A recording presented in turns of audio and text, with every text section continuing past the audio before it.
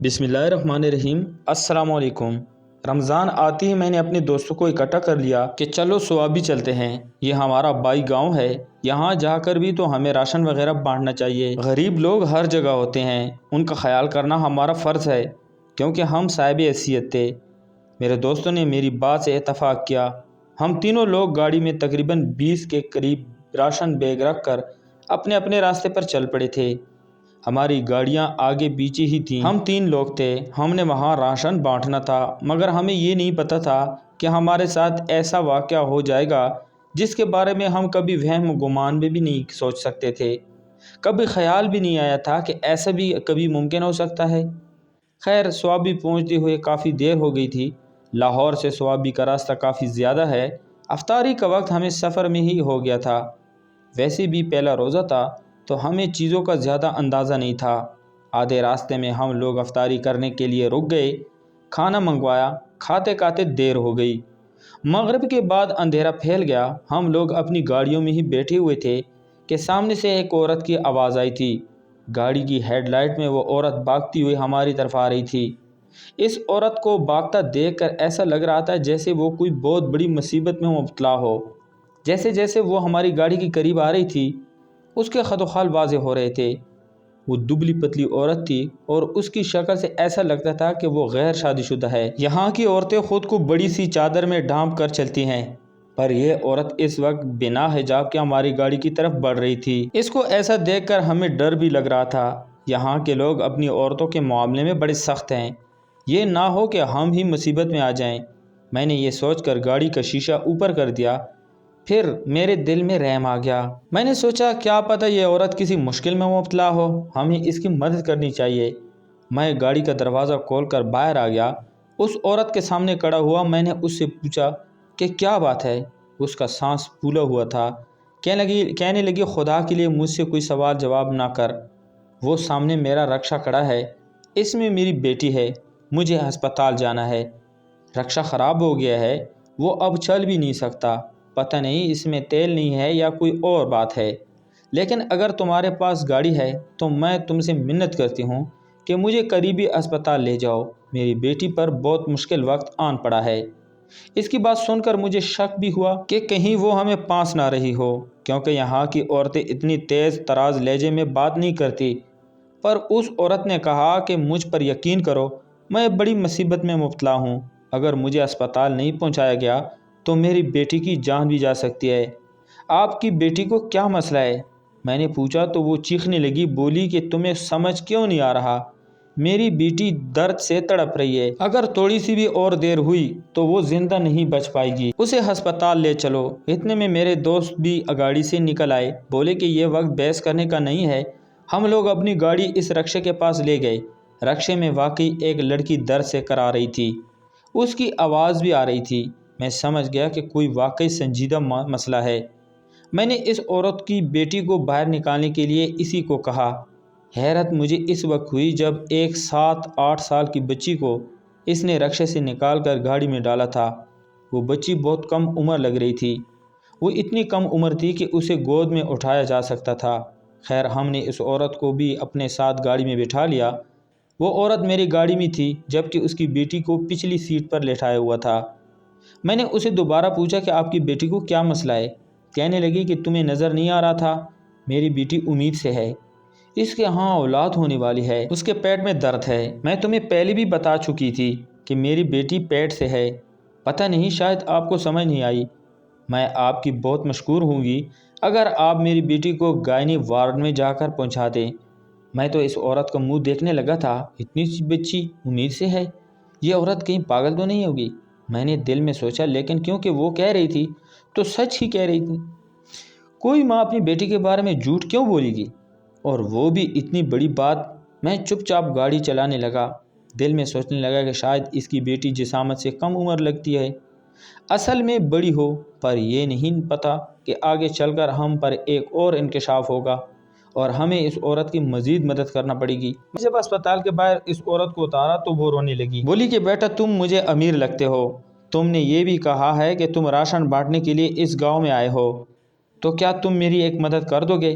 بیٹا میں تمہیں بڑے مان سے یہ بات کہہ رہی ہوں، خدا کے لیے مجھے منع مت کرنا۔ اس عورت کی عمر 35 سے 40 کے درمیان ہوگی، پر وہ مجھے بیٹا کہہ رہی تھی جبکہ میری عمر 25 سال تھی۔ اس سے پتہ چل رہا تھا کہ وہ عورت کس قدر بدحواسی میں ہے۔ میں اس سے پوچھا کہ وہ کیا مدد چاہتی ہے۔ بولی کہ میرے پاس 1 روپیہ بھی نہیں ہے۔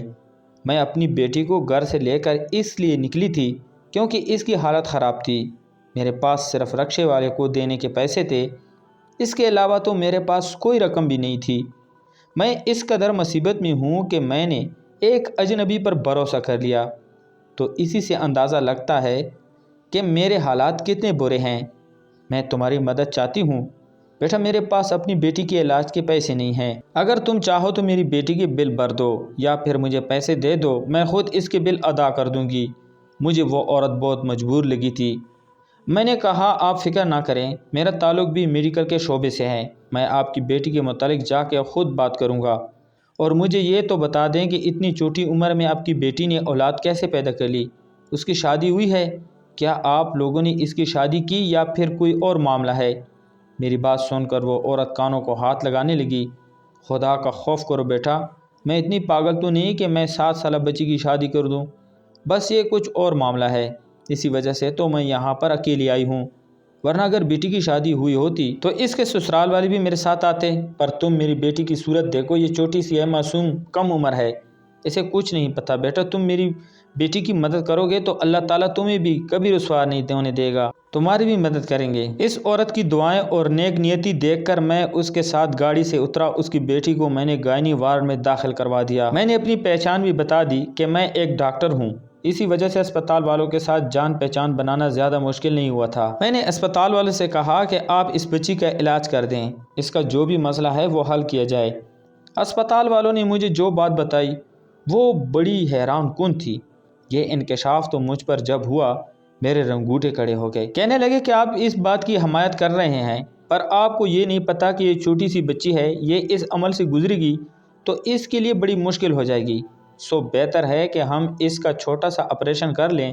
آپریشن سے اس کے لیے یہ عمل تکلیف دہ نہیں ہوگا، بچی کی ہڈیاں بہت نازک ہے، آپریشن کرنا بہت ضروری ہو گیا ہے۔ میں کون ہوتا تھا آپریشن کی اجازت دینے والا، پر یہاں پر اور کوئی بھی نہیں تھا۔ میں نے سب کچھ اپنے ذمہ لے لیا۔ میرے دوست مجھے منع کرنے لگے کہ ایسے مت کرو، اگر بچی کے ساتھ کچھ اونچ نیچ ہو گئی تو تم ہی پھنس جاؤ گے، مگر میں اسے تکلیف میں نہیں دیکھ سکتا تھا۔ میں نے اپنا شناختی کارڈ بھی دے دیا۔ بچی کا علاج شروع ہو گیا۔ مجھے تو یہی بتایا گیا تھا کہ وہ بچی امید سے ہے، پر میں نہیں جانتا تھا کہ اس کے ہاں کیا پیدا ہوا، بیٹا، بیٹی، اولاد یا پھر کوئی اور۔ سچ پوچھیں تو یہ بات کرتے ہوئے لگتا عجیب ہے، مگر ہوا ایسا ہی تھا۔ اتنے میں بچی کی ماں بھی آ گئی۔ بچی کا آپریشن جاری تھا۔ آدھے گھنٹے کے آپریشن کے بعد جب ڈاکٹر باہر آئے تو اس کے ہوش و حواس اڑ چکے تھے۔ اس کے چہرے پر حیرت تھی اور پریشانی۔ میں نے ڈاکٹر سے پوچھا کہ مجھے بتائیں کیا ہوا ہے، کیا آپ نے بچی کا آپریشن کر دیا؟ ڈاکٹر کہنے لگی کہ بڑی معذرت کے ساتھ میں آپ کو یہ کہنا چاہتی ہوں کہ اس بارے میں آپ کو کچھ بھی نہیں بتاؤں گی۔ ویسے بھی مجھے سینئر ڈاکٹر نے کہا ہے کہ یہ بات صرف اور صرف بچی کی ماں کو بتائی جائے جو اسے یہاں لے کر آئی ہے۔ اس بچی نے کیا جنم دیا ہے یہ تو ہم آپ کو نہیں بتا سکتے کیونکہ اس کے مجھے اجازت نہیں ہے۔ مجھے اندیشہ ہے کہ اگر یہ بات اس علاقے میں پھیل گئی تو بہت زیادہ مشکل ہو جائے گی، کیونکہ ایسے معاملات میں لوگ بڑے جذباتی ہو جاتے ہیں۔ اس لیے میں آپ سے یہی کہوں گی کہ آپ اس معاملے سے دور رہیں اور بچی کی ماں کو بلائیں۔ میں وہاں ڈاکٹر سے بحث نہیں کر سکتا تھا، اس لیے میں نے اس بچی کی ماں کو بلایا اور کہا کہ آپ ڈاکٹر سے خود بات کر لیں اور دیکھیں کیا معاملہ ہے۔ یہ لوگ مجھے کوئی بھی معلومات دینے کو تیار نہیں ہیں۔ آخر کوئی وجہ ہوگی کہ یہ مجھے کچھ بتا نہیں رہے۔ آپ جا کر دیکھ آئیں کہ کیا بات ہے۔ وہ عورت میرے کہنے پر اندر آئی۔ اندر ایک پرائیویٹ کمرہ تھا جہاں پر آپریشن کیا گیا تھا۔ اس نے بچی کا بل وغیرہ ادا کر دیا تھا۔ اب اس کے ذمہ کچھ نہیں تھا، اسے صرف اور صرف اندر جا کر اپنی بیٹی کو لانا تھا۔ میرے دل میں تجسس بھی تھا اور حیرت بھی تھی کہ آخر ان کا ڈاکٹر نے میرے پیشے کے ہونے کے باوجود بھی مجھے یہ بات کیوں نہیں بتائی۔ آخر ایسا بھی کیا پیدا ہو گیا جس کا مجھ سے پردہ رکھا جا رہا ہے۔ کہتے ہیں کہ ڈاکٹر اور وکیل سے کچھ نہیں چھپانا چاہیے، پر یہ لوگ مجھ سے ہر بات چھپا رہے تھے۔ لگتا تھا انہیں کسی بات کی پرواہ نہیں ہے یا پھر کوئی بہت بڑی بات ہو گئی ہے جو یہ مجھے بتانا بھی نہیں چاہتے۔ اب تو میرے دل میں غصہ بھی بھر رہا تھا کہ میرے پیشے کے ہونے کے باوجود ان لوگوں نے مجھے اتنی بڑی بات سے دور رکھا، جیسے کہ میں کوئی فساد کرنے والا دہشت گرد ہوں یا پھر اس بات پر پورے شہر میں آگ لگ جائے گی۔ لیکن مجھے کیا پتہ تھا کہ یہ بات واقعی اتنی سنجیدہ تھی کہ پورے علاقے کو اپنی لپیٹ میں لے لی۔ خیر وہ عورت جس کا نام سعدیہ تھا وہ وارڈ میں گئی، مگر جیسے ہی وہ باہر آئی تو اس کے چہرے پر بھی ہوائیاں اڑی ہوئی تھیں، حواس باختہ تھے، جبکہ اس نے اپنے ہاتھ میں کالے رنگ کی ایک پوٹلی اٹھا رکھی تھی، ایسے جیسے کسی بچے کو تھمایا جاتا ہے، مگر پوٹلی بالکل بند تھی۔ کالے رنگ کے کپڑے سے مجھے کچھ بھی نظر نہیں آ رہا تھا۔ آپ کی بیٹی کہاں ہے؟ میں نے اس سے سوال کیا تو وہ رونے لگی۔ آپ میری بیٹی کو دوسری گاڑی میں لے آئیے گا، میں کسی کو نہیں بتانا چاہتی کہ میری بیٹی کے ہاں کیا پیدا ہوا ہے۔ اس عورت کی بات سن کر میرے ذہن میں کئی سوال ابھرنے لگے۔ میں اس کی بات کا مطلب نہیں سمجھ پایا تھا۔ ایک انسان کے ہاں یا تو بیٹا ہو سکتا ہے یا بیٹی پیدا ہو سکتی ہے، آخر اتنے پردے داری کی کس بات کی تھی؟ پر وہ اس وقت بہت جذباتی ہو رہی تھی۔ میں نے سوچا کہ میں کوئی بات نہ ہی کروں تو بہتر ہوگا۔ اگر ایسے معاملے میں خاموشی اختیار کی جائے تو زیادہ بہتر ہوتا ہے۔ میں نے اس عورت کو اپنی گاڑی میں بٹھایا تھا، جبکہ اس کی بیٹی دوسری گاڑی میں میرے دوست کے ساتھ تھی۔ اس نے مجھ سے کہا کہ مجھے یہاں سے دور لے جاؤ، میں تمہاری ہر بات مانوں گی۔ بیٹا تم جو کہو گے میں تمہاری ہر طرح کی خدمت کرنے کو تیار ہوں۔ میں تمہاری بہت شکر گزار ہوں کہ تم نے میرا اتنا بڑا کام کیا ہے، لیکن میں دوبارہ اپنے گاؤں نہیں جانا چاہتی، ورنہ میرے لیے زندگی گزارنا مشکل ہو جائے گا۔ تم مجھے اپنے ساتھ کہیں ایسی جگہ لے چلو جہاں پر اور کوئی مجھے جانتا نہ ہو، میں تمہارے گھر کی نوکرانی بن کر رہ لوں گی۔ اس عورت کی بات نے مجھے بہت پریشان کر دیا تھا۔ اب تو میرے سر پر ایک اور ذمہ داری آ گئی تھی۔ ابھی تک میں نے راشن کے بیگ بھی نہیں بانٹے تھے اور اس عورت نے مجھ سے ایک اور فرمائش کر دی۔ فرمائش کیا کی تھی؟ اس نے تو مجھ سے مدد کرنے کا کہا تھا، مگر میں اس کی مدد نہیں کر سکتا تھا۔ خیر میں نے اپنے دوست سے کہا کہ ہم کیا کریں؟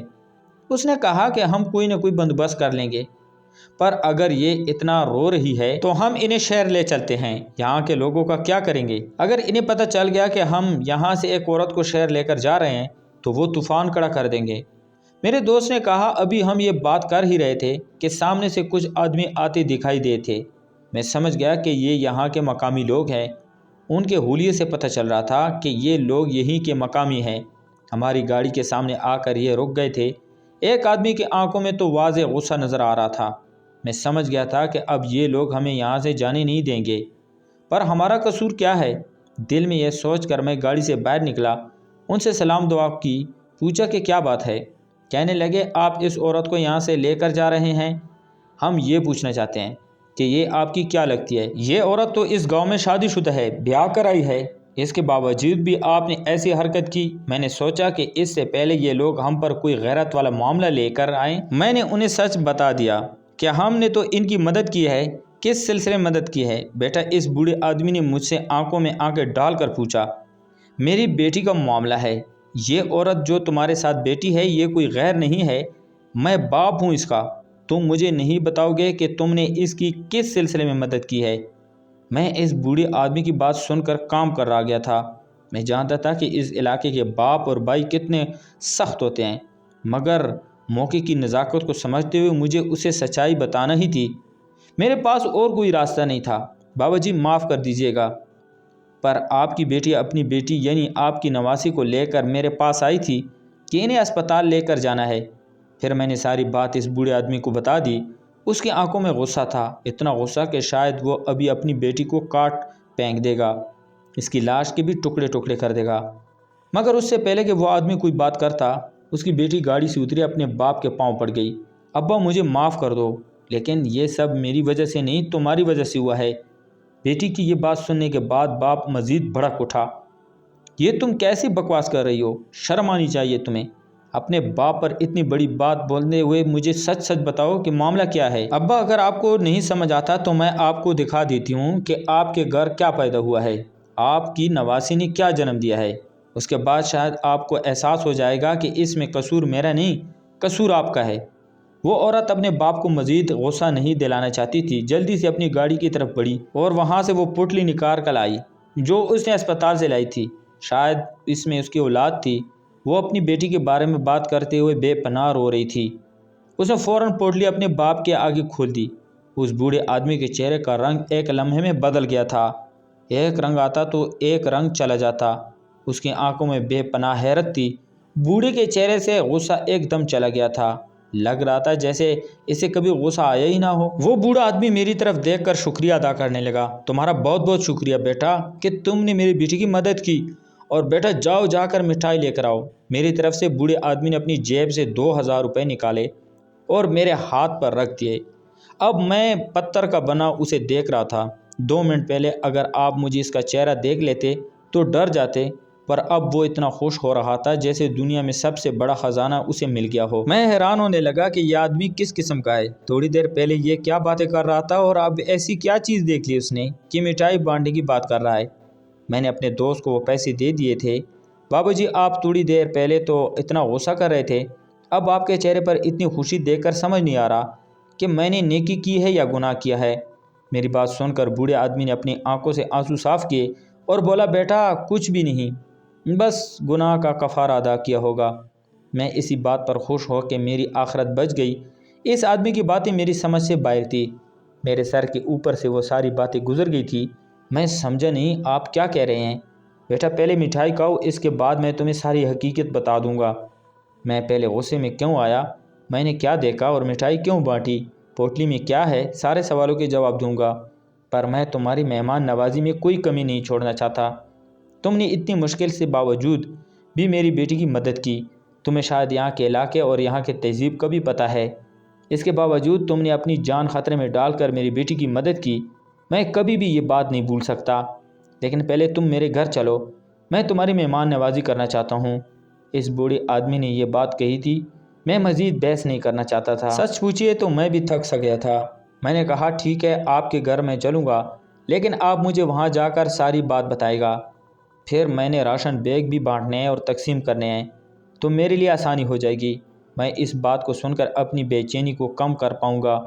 اس نے کہا ٹھیک ہے۔ میں نے اس کی دعوت قبول کر لی اور اس کے گھر چلا گیا۔ بوڑھے آدمی نے مجھ سے کہا کہ پہلے تم یہ پوٹلی دیکھ لو، اس میں کیا ہے۔ وہ پوٹلی سامنے کی ٹوکری میں رکھی ہوئی تھی۔ اسے کھول کر دیکھا تو میں بھی حیران رہ گیا تھا۔ میں تو سوچ بھی نہیں سکتا تھا کہ کوئی انسان اپنے جسم سے ایک سانپ کے بچے کو بھی جنم دے سکتا ہے، لیکن بہرحال آنکھوں دیکھی چیز کا جھٹلایا نہیں جا سکتا تھا۔ اس کی حقیقت کیا ہے بابا جی آپ بتائیں۔ میری بات سن کر اس بوڑھے نے کہا یہ آج سے 2 سال پہلے کی بات ہے بیٹا۔ میں ان دنوں بہت سخت دل ہوا کرتا تھا، مجھے کسی پر رحم نہیں آیا، اور خاص کر شادی میں ناچنے والی خواجہ سراؤں پر تو بالکل بھی نہیں آیا۔ لیکن ان لوگوں کو روک بھی کون سکتا ہے، بس یہ لوگ بھی ہمارے شادی میں ناچنے آ گئے۔ میں نے ان میں سے ایک کے چہرے پر سخت تپڑ رسید کیا اور کہا کہ دفع ہو جاؤ، تم بن بلائے مہمان ہو، تمہیں یہاں پر آنے کے لیے بھی کس نے کہا ہے؟ پتہ نہیں تمہیں کس ماں نے پیدا کیا، پتہ نہیں کیا کیا باتیں میں نے اس بیچارے کو بول دیں، اور اس کے بعد جو ہوا بیٹا وہ تمہارے سامنے ہے۔ اس نے ہمیں بدوا دی کہ خدا تمہیں اولاد کا غم دکھائے، خدا تمہارے ہاں ایسی عجیب و غریب چیز پیدا کرے کہ تم پوری علاقے میں بدنام ہو جاؤ۔ میں نے اس وقت اس کی بات مذاق میں اڑا دیا۔ میں سمجھا کہ یہ تو ہاتھ اٹھا کے بدوائیں دیتے ہیں، ان کا تو یہ فیشن ہے، مگر وہ بدوا کیسے لگی میں سوچ نہیں سکتا تھا۔ جہاں تک بات ہے غصہ آنے کی، تو مجھے اس وجہ سے غصہ آیا کہ پہلے میں نے اپنی بیٹی پر شک کیا، لیکن جب اس نے مجھے وہ پوٹلی میں جو موجود چیز دکھائی تو میں سمجھ گیا کہ بدوا پوری ہو گئی ہے۔ اس لیے میں خوش ہو گیا، کیونکہ انسان کو اس کے گناہ کی سزا اس دنیا میں مل جائے یہ زیادہ بہتر ہے، بجائے کہ انسان کو اللہ دنیا میں ڈھیل دے دے اور بعد میں اپنی رسی اس پر تنگ کر دے۔